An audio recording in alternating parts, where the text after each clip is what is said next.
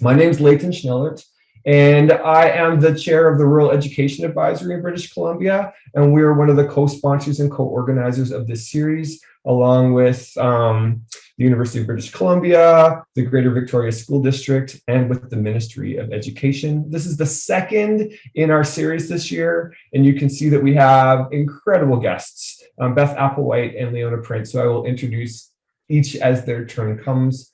And I will now, I should have moved to my second slide. I was just so excited during the introduction. I'd like to begin with a territory acknowledgement. That I live and I learn on the traditional, ancestral, and unceded territory of the Syilx people as a settler guest. The Syilx Nation is, to this day and every day forward, the rightful caretaker of this territory. It is therefore my obligation to acknowledge, respect, and learn from the Syilx and their knowledge, language, and history, as well as from their ongoing relationship to the land and the natural world. The Syilx have taken care of their homelands for thousands of years, and now that I call this place home, it's also my obligation to aspire towards better understanding how to engage in respectful acts of decolonization, both personally and professionally. And I just have some images here of my learning with Syilx elders and knowledge keepers this fall. In the top right-hand corner, we were welcomed by Anona Campi, one of our local knowledge keepers and my research partner, and we were able to harvest mountain tea at a very, very remote site. It was good for us folks to understand that to get to the good places, you got to put in the time. You can see in the bottom left-hand, or in the bottom center, I was able to participate in a repatriation project where we're working to bring Indigenous plants back into a floodplain on the Penticton Indian Band's territory. Incredible project where we can bring classes and kids and engage in this work together. And bottom right is a picture of the floodplain that we're working to plant more plants into. And you can see on the bottom left, how Syilx knowledge is at the heart of that repatriation. So it's not just an action, it's grounded in local knowledge and ways of being that I, as a settler, am having a chance to learn and experience by understanding and coming to know ways of knowing, as well as engaging in ways of being together. And then just this last week, I had a chance with Anona as well to go out onto the land and see a pictograph and learn about vision quests and understand career education from a Syilx perspective. So I'm grateful for these opportunities to learn from the women of this matrilineal society and come to just slowly realize the ways I can decolonize my practice and myself in this context in a way that honors those who came before me, the land, and the interconnectedness of from a Syilx perspective. I'm going to pass the torch now to Tammy Renyard. Good afternoon, everyone. I would like to acknowledge with gratitude that I'm a settler on the traditional territories of the Songhees and Esquimalt nations, the Lekwungen speaking people. And I have lived in this area for, I think, 13 years, and I'm so grateful to be connected to this school community and continue to learn and be connected to the greater community. We just wanted to let you know that we're excited that you're here. Our hope is to possibly add another session to this series. Several years ago, Heather Brown and I had the opportunity to work with the ministry, and we were able to do a webinar series with Tom Schimmer for secondary schools across the province. And it was such an amazing opportunity to have that conversation and include everyone. And so that equity piece around how do we have all voices in the conversation and grow and learn together. And I often use that hashtag better together because I really feel like we can't all do this work on our own, and where we can be connected and learn from each other, it feels more, it's more powerful and more exciting. And one of the things we noticed in Victoria, we're a bit bigger of a district. Sometimes there's these, well, not sometimes, all the time, there's this amazing innovation happening across the province, and we don't always get to hear about it. And we love to borrow those ideas and seed them into our district. So we're really grateful that Leighton has been supporting this work with us. We've had a couple years of doing a middle years series. So if folks are interested in that, Those are archived as well on our website. But just deep gratitude for our speakers today and for you being here, given everything that's happening right now in our province and the world. So thank you, and looking forward to the session. We invite you at this point, or we welcome you to locate yourself on local Indigenous territory if you know where you're joining from as a decolonizing practice. And you might even mention steps that you're taking to build your knowledge, to engage in acts of reconciliation, to become connected to local ways of knowing and being.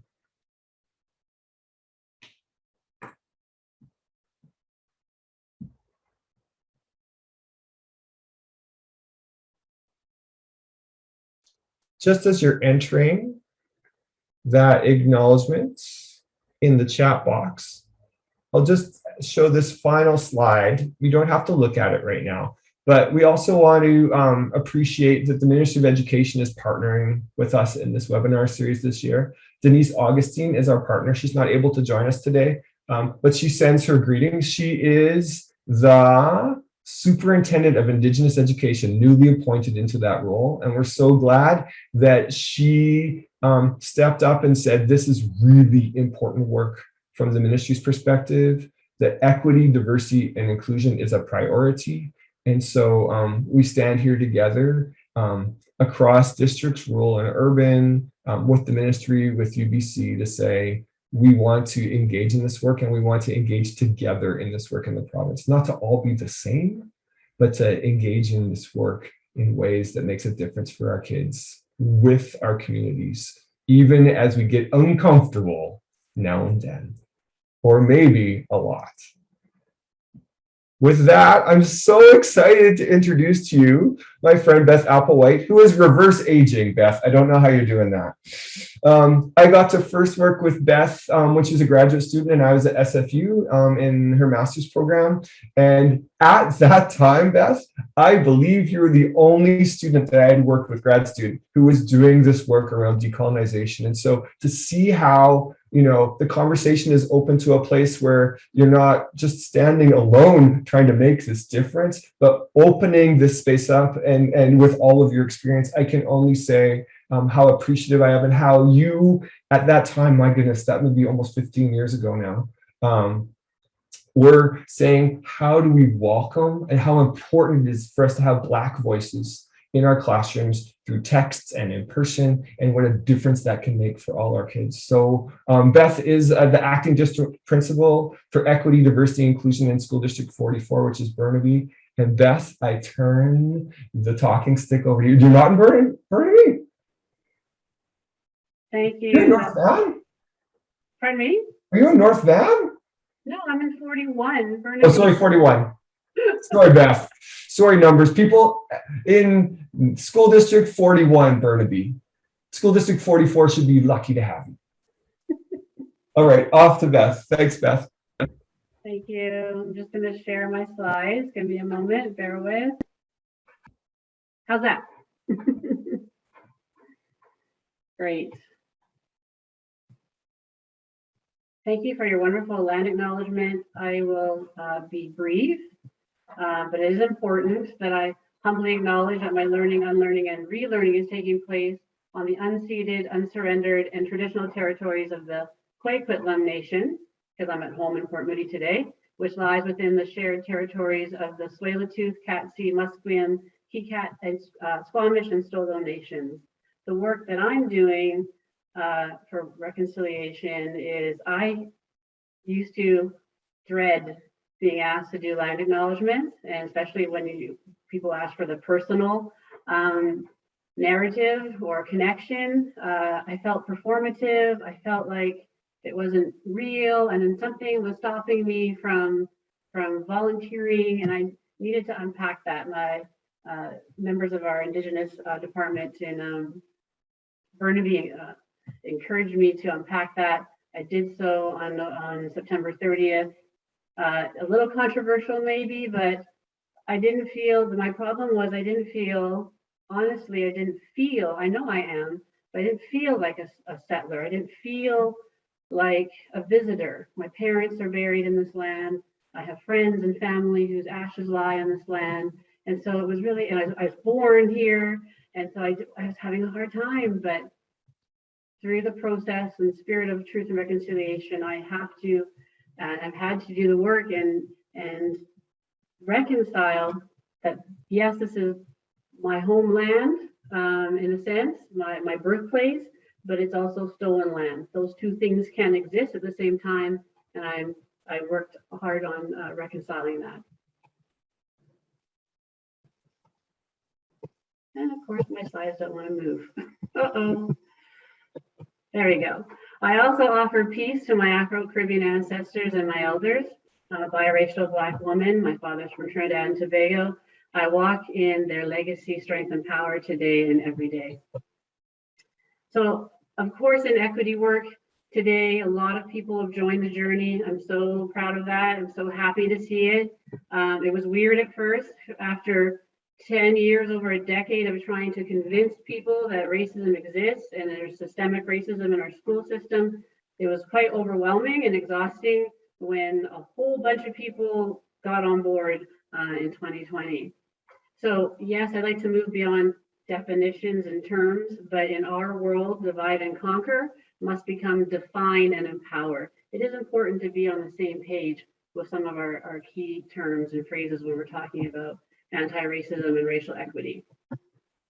So for systemic racism, often called institutional racism, it's impersonal, unconscious, unintentional, and hidden. The basis of systemic racism is the consequences, not the intent of seemingly neutral rules, policies, or procedures. And of course, this was the soundbite of summer 2020, made very popular by Dr. Kendi. The opposite of racist is not racist. The opposite of racist is anti-racist. And if you're an anti-racist, you know that this means and requires taking action. There's no safe neutrality in just saying, well, I'm not a racist, so I'm good. And of course, this was made popular by Dr. Kendi, but this has been around for a long time, said by many, many folks. And I'd like to especially acknowledge many of the female activists of color, such as Bell Hooks and Angela Davis, who were the godmothers, if you will, of anti-racism. Using an equity lens versus using an anti-racism lens. It can be confusing.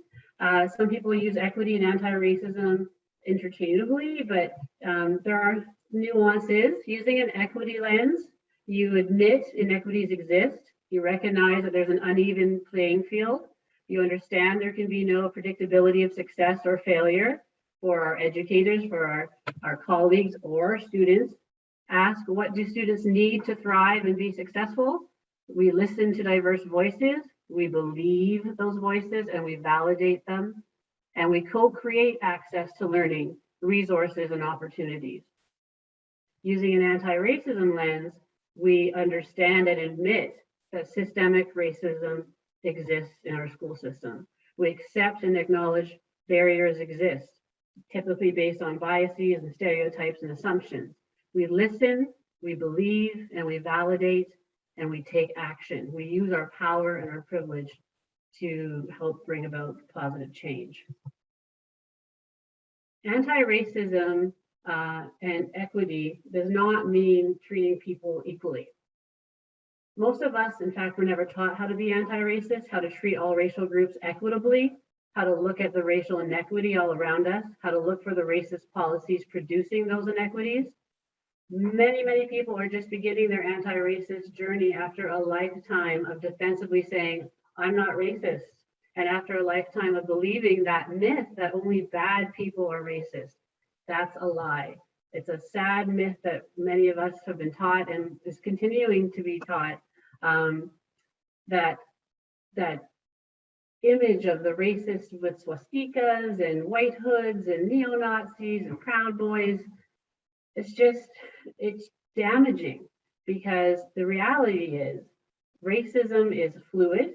You can be racist in one moment, have a racist thought or idea in one moment, and then not in the next.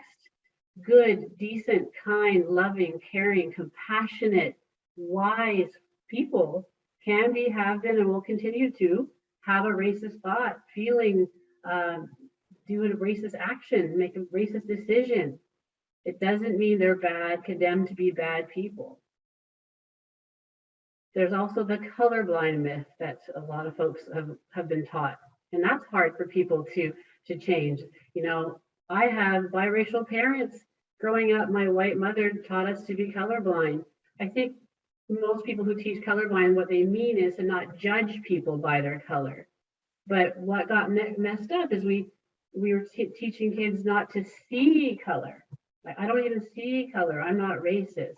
But the reason why that's such a negative myth is because if you don't see someone's color, then you don't really see them and a huge part of their identity. You don't see all the lived experience that comes with that color or that ethnicity or heritage. And of course, there's the golden rule myth. This is upsetting for some folks. Not the golden rule myth, but when the golden rule myth centers you at the center of everything. Treat others the way you want to be treated, when in fact we should treat others the way they would like to be treated, or even better, the way they need to be treated, especially our students. And that denial and attachment to being a good person is so damaging, because the oversimplification of good non-racists and bad racists is so problematic. It suggests that you're on one side or the other. Instead, racism and bias can be internal or subconscious, stemming from privilege, apathy, or learned behavior. Attachment to the idea, I'm a good person, holds people back from becoming more informed. It makes it hard to identify biases and acknowledge mistakes.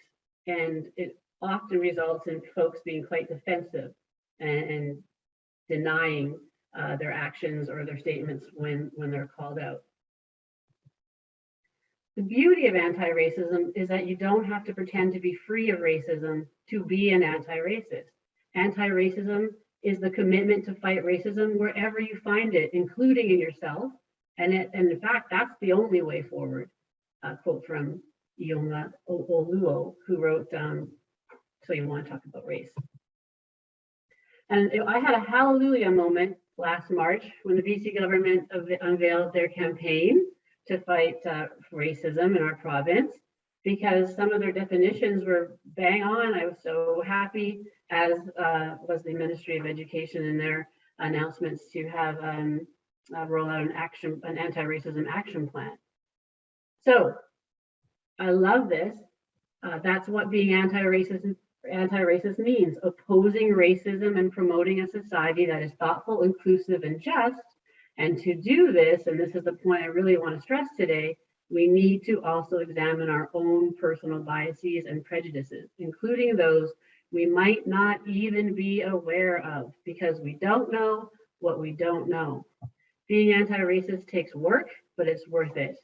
Confronting racism in ourselves and in others, dispelling myths, moving forward when we stumble, and the importance of dialogue and education. So why focus on race? People sometimes ask me, you're the district principal of equity, inclusion, diversity. Why are you always talking about race? Well, as a social and human division, race surpasses all others, even gender, in intensity and subordination. Studies have shown that the populations most impacted by inequalities in education are racial and ethnic minorities, and that in addressing race, all other forms of oppression are addressed. And this is something we have to face. As James Baldwin said, not everything that is faced can be changed, but nothing can be changed until it's faced. Because denial is the heartbeat of racism. I'm so excited. I've noticed other anti-racists speaking up and speaking out about cognitive dissonance, because this is something that I've been listening to and promoting for years and years. Frantz Fanon, sometimes people hold a core belief that is very strong, right? So that when they are presented with evidence that works against that core belief, the new evidence cannot be accepted. It creates a feeling that is extremely uncomfortable, called cognitive dissonance. I may have done that to some of you in the audience today, because I talked about things like the golden rule not being so great. All right, that don't be colorblind. For some people, this is going against some of their core beliefs. And because it's so important to protect one's core beliefs, people will rationalize, ignore, and even deny anything that doesn't fit in with their core beliefs. So that's why, if you're wondering, well, how come it's so hard to have these conversations about race and racism? Why is it so difficult at the dinner table with friends, with family? Why are people will bend over backwards, do cartwheels and backflips to defend their core beliefs? That's part of the problem, is that defensiveness that comes from that cognitive dissonance. When I say certain things about racism and race, some people feel like it's an attack against the way they were raised, against their favorite grade 1 teacher who taught them amazing things, against their parents, their grandparents, their childhood, their way of life. People get defensive. Cognitive dissonance, it's a problem. It's something that I've used, though, also to help teach and have students see some of their blind spots and open their minds. I use cognitive dissonance by inviting guests who break stereotypes. I like to invite guest speakers, show films, grab resources and books that show students a much different portrayal of especially Indigenous and Black folks, because it plays with their mind. But that pushback is strong, and it's, the status quo has a way of doing that, pushing back, and it's hard to mitigate your fears and to stay grounded when this racial equity work becomes messy and uncomfortable. 2 things you should do: know your deep why, and choose something meaningful to center your work through. Because when it gets exhausting and hard, when people are doing anything they can to maintain their held core beliefs and they're pushing back, if you have a deep why, something meaningful to center your work through, you'll stay grounded and you will be able to be resilient. For me, my deep why is always students and children. I keep them at the center of everything I do. I've spoken to too many over the years, thousands, about the pain and the hurt and the suffering caused by racism and discrimination. And I choose to center my work through cultural humility, as taught to me by the BC First Nations Health Authority. Because cultural humility advocates that we ask questions in a humble and safe manner, support a safe and welcoming environment, seek self-awareness, key, suspend judgment, call people in, not calling them out, express kindness and compassion. It's not about guilt and shame, right? It's about growth. It's about grace and humility. Start where the staff, the students, the community are at, and accept cultural humility as a lifelong process. Pushback is intense, and I find it, especially now with what's happening in the States with critical race theory, which, by the way, no one's teaching critical race theory to children. It's hard for university students to understand it. It's just an excuse, right? It's just one of those things to argue against, so people don't have to deal with themselves and unpack their stuff. So, sorry, I lost my train of thought there. The pushback, it's like nothing else. For some reason, race and racism, it's a special thing that just really makes it go weird sometimes and makes people really lose it. If I were to wear a Black Lives Matter shirt, I could get in all sorts of trouble and heated conversations and controversial statements and mean things and hurtful things. But if I were to wear a pink ribbon for breast cancer, no one's going to come yell at me for not being upset about liver cancer, right? As a good friend of mine, Dina Buckley, she's director in VSB, Vancouver School Board, she said, I love this, she said, if there's a member of Greenpeace, no one yells at Greenpeace members for not loving trees enough, right? But for some reason, when people start to advocate for themselves, speak up and against racism, and are pro-Latinx or pro-Indigenous, pro-Black, people assume they're anti-white or anti-everything else, which is just not true. When you're pro-fight against breast cancer, doesn't mean you're against all other cancers. And racism has a serious effect on child development. And this research is from Harvard, but we also have a lot of this research is starting to happen in Canada, thankfully. But I don't have too much time to go into this, but I just want to encourage you to look it up and research it and look at it, that there's a growing body of evidence, both from biological and social sciences, that the pain and suffering of the wear and tear of racism hurts in children's development, physical development. And this may help us understand the early origins of racial disparities in chronic illnesses across the lifespan. But what do our students here in BC say? What have they been telling us for over a decade now? They've been telling us that racism makes them feel isolated, sometimes like an outsider in their own community. There's a pressure to prove oneself for some. Some of them are working hard to defy the stereotypes, and that's a lot of pressure on a student. Stress related to being seen as a representative of one's community, being expert on one's culture. Some feel fearful, others anxious, frustrated, helpless, or all of the above. This often leads to anger and or depression. There's difficulties with concentration and motivation for classes. Some students just shut down. Some even consider transferring to another school or dropping out. Some are unsure or confused about whether one is being treated differently because of race or ethnicity. So am I in trouble because I'm in trouble? Did they actually do something wrong, or is it because of my race or my culture or my heritage? Are you celebrating me too much? Are you over celebrating the fact that I got an A because you're shocked that I got an A or I did so well in this project? And like I said, some limit their options, shut down, give up. You can't be what you can't see. So one of the problems is, especially for Indigenous and Black students, they don't see themselves in faculty, in the curriculum as much as they should. On the walls and in the environment of their school for many. And so it's hard to be what you can't see, right? And so they give up. They don't even think they have options. Some overcompensate while others try self-degradation. Some suffer even from self-hatred. So some, because they're so fearful of being put down and hurt and bullied, that they become the worst bully, and they tell the worst racial slurs and jokes. Well, I don't call them jokes, but you know what I mean, to beat others to the punch. But that only withers and diminishes their spirits, and that's not okay. And I can't talk about anti-racism and racial equity work without talking about briefly intersectionality. You can take an entire course in intersectionality. I'm just here to let you know how important it is to the work of racial equity and anti-racism.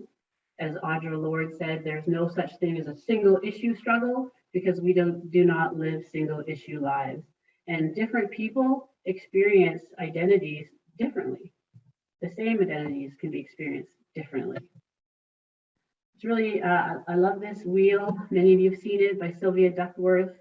It does a great job of showing how the power and privilege rests in the center of the wheel. So if you, I won't go through all of it, but you know, for example, a person of color, sorry, my dog, a person of color might have lots of privilege. You could be a Black cisgender man who's relatively wealthy, who owns property with a slim build, who's neurotypical and heterosexual, able-bodied. And so you can have way more privilege than a non-racialized person. So one thing I've noticed over the years, people have a real hard time with the word white privilege. And I kind of understand that, because privilege isn't just something that white folks have. Privilege knows no color bounds or ethnicities. So there's different types of privilege. So not only white folks can have privilege. White privilege is a very real thing. However, people need to do a little more reading on that and understand that it's not just for Caucasian folks. I like to say that, to get that metaphor across, that white privilege doesn't mean that your life hasn't been hard. It just means that your skin color isn't one thing that's made your life harder. white folks, many of, their human experiences involves grief and suffering and illness and poverty and all that, but just your white skin color has not made that, is not what made your life more difficult. Okay. The heartbeat of anti-racism is self-reflection, recognition, admission, and fundamentally self-critique. So if denial is the heartbeat of racism, the heartbeat of anti-racism is self-reflection. Doing that unpacking, figuring out where you sit on that wheel of privilege, figuring out who you move through this world with, who you listen to, who you turn to, who you lean on, and unpacking what your blind spots might be. Again, because we swim in a culture too long, we can't see it, and then we don't know what we don't know. So who do you listen to? Who makes up your environment? Who is in your inner circle? Who are your confidants? Who are your critical friends? Do the people who you turn to in a jam, in a tight spot, or to celebrate, or to share joy with, or to share pain with, the people who you could show up on their doorstep in the middle of the night, do they all sort of look like that first image, that homogeneous image? Or is it more like these critters on the beach here? These two, the elephant and the other critter, definitely move through the world differently. And the birds above in the sky definitely see the world through a different lens. That's what we're trying to go for. That's what helps this work, is when you have people in your world, that you're moving around with people who live differently than you, see the world differently than you, maybe use different lenses than you, because that brings you understanding, and that starts to melt away, hopefully, some of your blind spots. And it's really important to do this unpacking. I can't stress enough that there's no magic curriculum, book, resource, game, movie, film that is you're going to find it and it's going to be the cure. It's going to be the end all be all. If there is no transformation inside of you, all the structural change in the world will have no impact on our institutions. It starts with you, it starts with us. We have to unpack our stuff, our biases, our assumptions, our stereotypes. And in this work, I need you to strive for progress, not perfection.